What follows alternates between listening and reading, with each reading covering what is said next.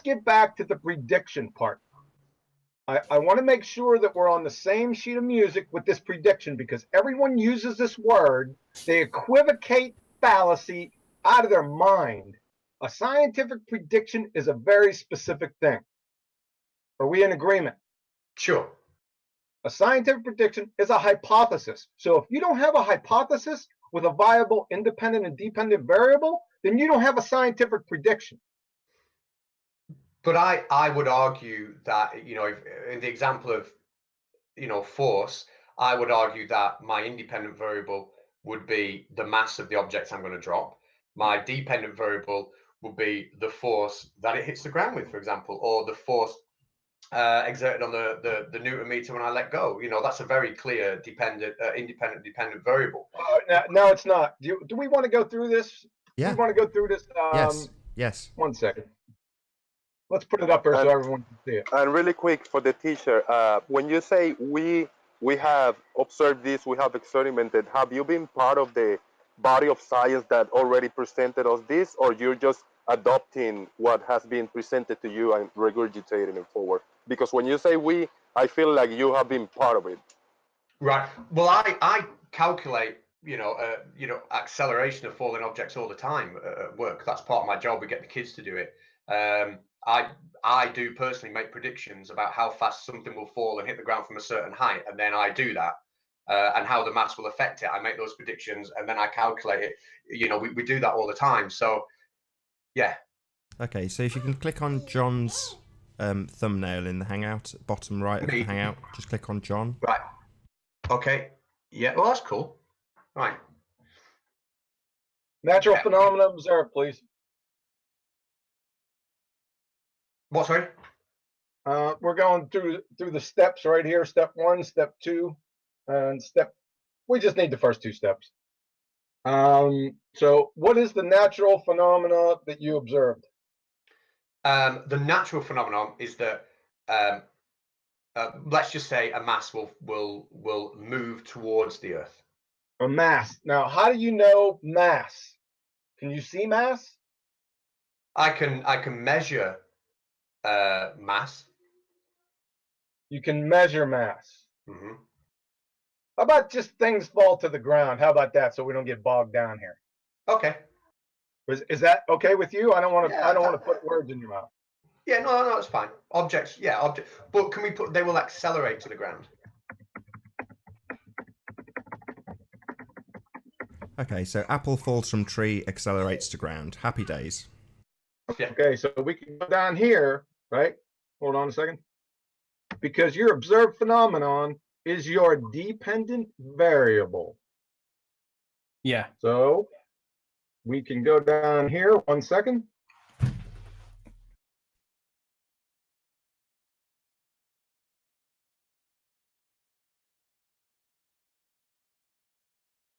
Hypothesis.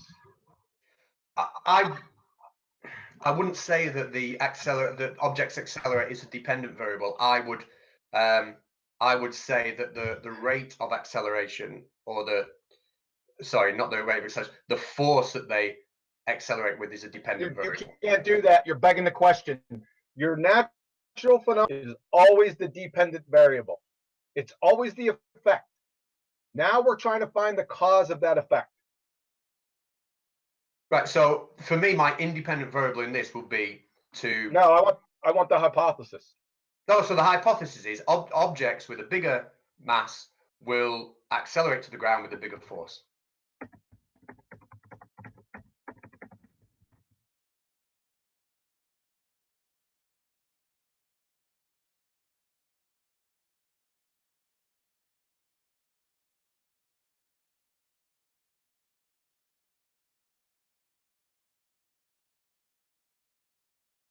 With a bigger mass will accelerate to the ground with a bigger force.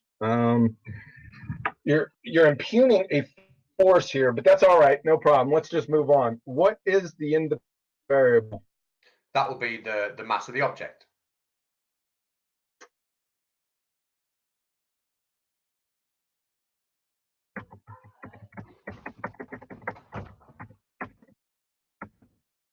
Okay, so mass of the object causes objects to accelerate. Where am I at here?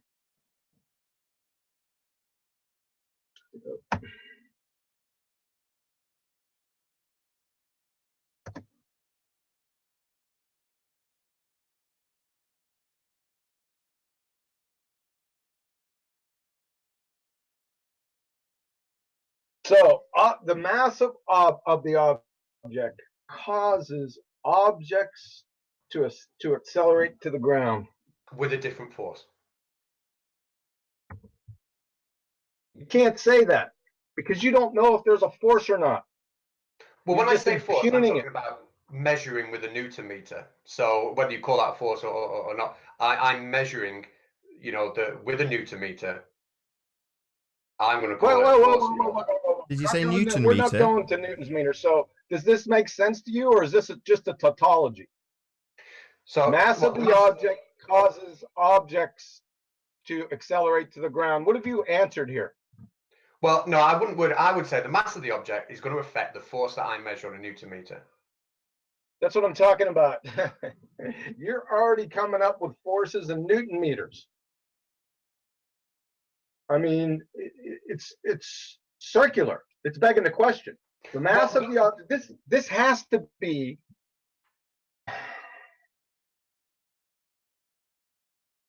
We're talking about weight, aren't we? That's what we're talking about. Objects with a bigger mass clearly have a bigger weight, and weight is gravity times mass. Weight is a force. That's what when we talk about the force, that's what we are talking about. Weight is the force. So let's just stick with the hypothesis and the experiment. So what's the null hypothesis? Well, that it doesn't affect it. Objects that what doesn't affect it? The mass will not affect the weight of the object. Yeah, but we're getting into weight here. Ranty, is that you? It is. Weight is. I think the definition of weight is weight is the force that I'm talking about. When we times mass by, you know, gravity, that is the formula. That is the equation that gives us weight. So things do have weight. Weight is also directional. You know, we see that all the time. Weight acts downwards. If I sit on an elephant, the elephant's fine. If an elephant sits on me, right, I'm going to get squashed. You know, or if I'm sat on the elephant, sorry, I'm fine. It's not squashing me from below, but it will squash me. Yeah, but you're talking about weight here. Weight and mass are different. We're into your hypothesis here, and it's just talking about mass. I'm saying right? The mass will affect the weight. They are different.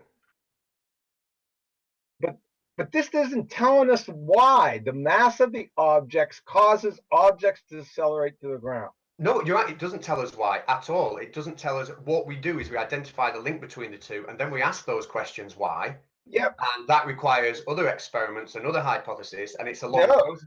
No, we have to do. See, we're not to the experiment yet. We're just trying to set this up because we're going to the experiment right after this. Hold on, John. But can I just point out what you've done there? So we've not even through, as John has just said, we've not even got to the experiment stage. We're just trying to formulate the hypothesis. And you've already got the answer. You already know what's going to happen and what the cause is. You already know what that force is and what its name is and how it's measured, right? No, what I've done is I've identified my independent variable, which is going to be the mass. And I'm then going to measure the weight of the object. Right, and as I increase the mass, I'm going to look at the effect of the mass on the weight. Okay. Do me a favor.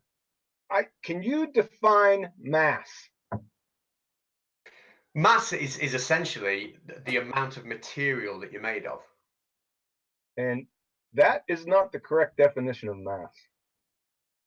Do you know that mass? Be the textbook definition, but that is essentially what it is. It's the amount of material that you're made of, whereas weight is the force that you feel when that material is pulled down on you. Do you see my screen? Yeah, the amount of matter. It says there.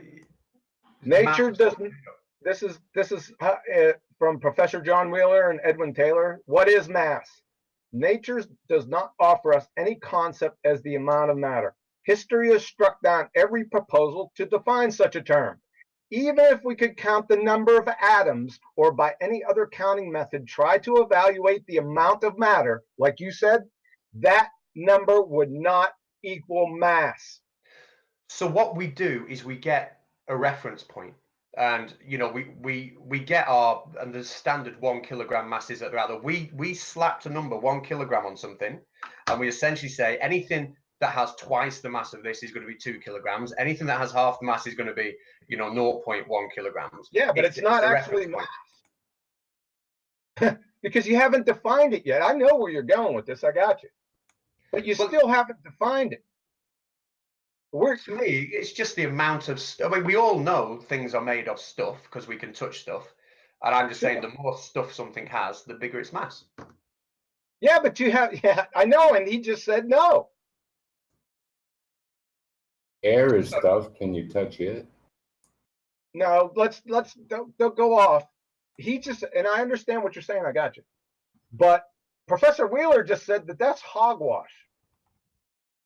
I think that quote needs a little bit of looking into. I think perhaps it's not a quote. Interpreting what you're saying there. It's not a quote. It's a citation, and it's pretty dang clear what he says.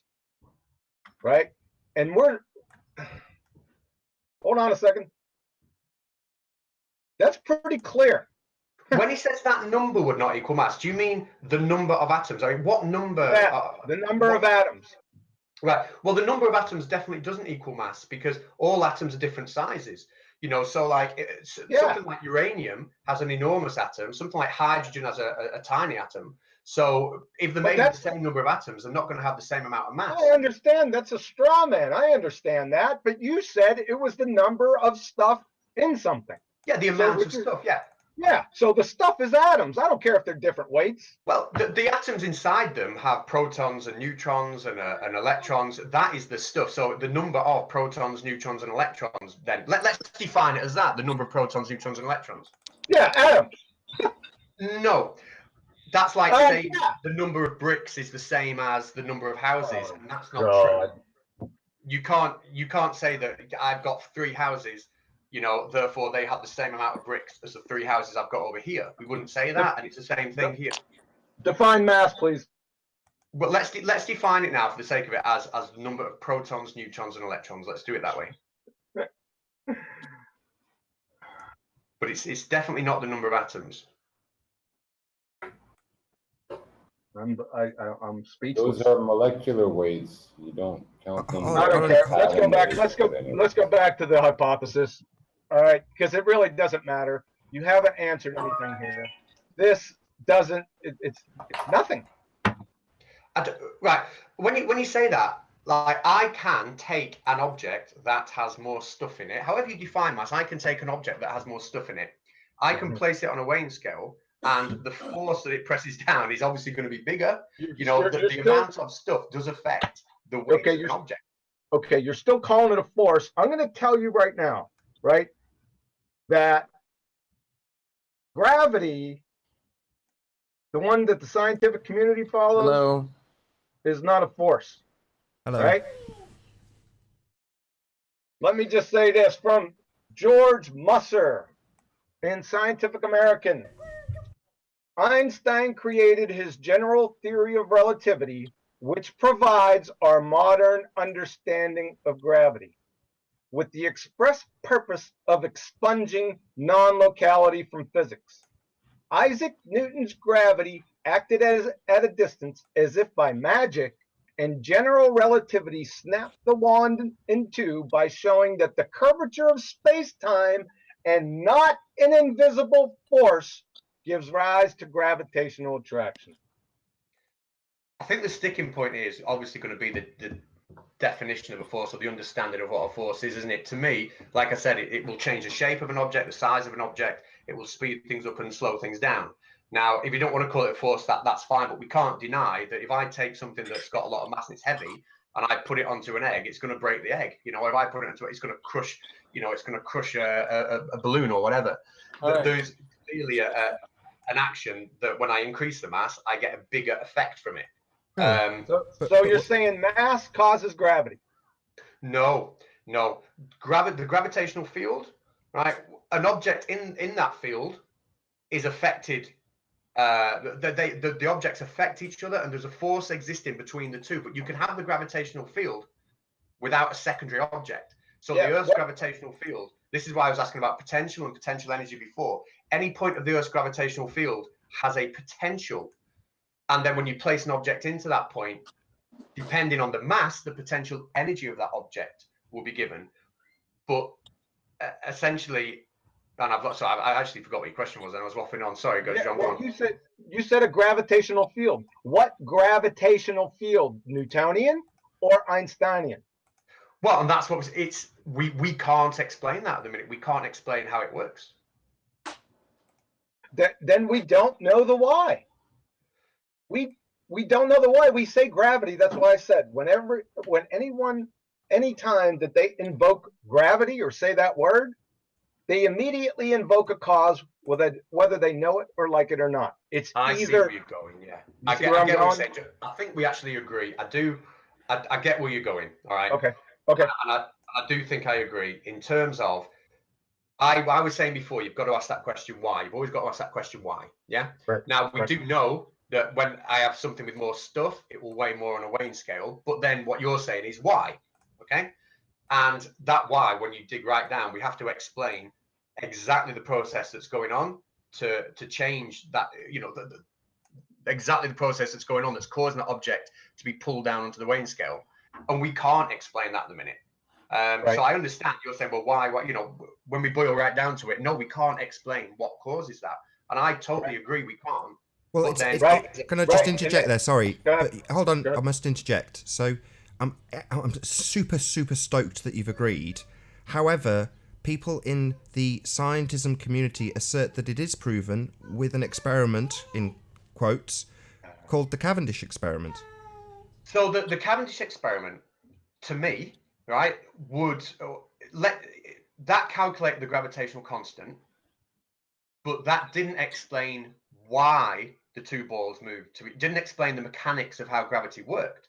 What it did is it gave us something to allow us to constantly make accurate real world predictions and applications that will work time and time and time again. But nobody's predictions. They're not predictions. They're not scientific predictions. Well, when I said what I mean is I like the predictions I make in the lab. If I decide to change the mass of an object I'm going to drop from the ceiling, I know exactly the speed it's going to be traveling at when it hits at the floor, and I use gravitational constant for that. Right. So the number that came out of it does have a use in the real world. But no, I would never sit here and claim that anybody knows exactly what that mechanism is, exactly what that process is. But what I can say is that it is definitely distinguishable from density, and it's not density. Yeah, well, I never claimed it was density. I don't know. I can't explain it because I can give you an explanation, but in science, the explanation has got to be accompanied by experimental validation. It sounds as though we're pretty much saying the same thing. Yeah, somebody's echoing real bad. Is that my mic? No, it's Mona Lisa. Is that Mona Lisa in there? It sounds as if we are saying exactly the same thing. And I exactly what you said then is what I said before. We always have to go on and ask that question why afterwards. We've always got to do it. And we've got to keep on asking why. But I don't think that we can ignore when we come up with something mathematical that allows us to calculate all the things that we can calculate using the gravitational constant, and then we could see those things happening in real life. See, you call it gravitational constant. Well, that's the name of the constant. Now, whether we could call it whatever, the name's relevant, but that mathematics does prove to be true. Whatever you call it, but that doesn't. I've got to stop you. I'm really sorry to interrupt. I'm really sorry, but it does matter because there are connotations that come along when you call it gravitational. That means something. So, to me, and I think I'm getting what I think I get what you're saying. Okay, I think when you hear gravity, are you thinking of like a process, a procedure, some kind of like physical process that we claim to understand? Is that what you mean? No, I mean that the connotations attached to that word are either objects of math, but either Newtonian or Einsteinian. and both involve balls, the Earth, spinning through an infinite space. They're both wrapped around the same bullshit. Right, so you're linking it to the Would shape of the Al Earth. agree? Would Al agree with Professor Reese here? Are you seeing my screen here? Yeah, what causes gravity and mass? Yeah, These questions still baffle all of us, right? absolutely they do, yeah.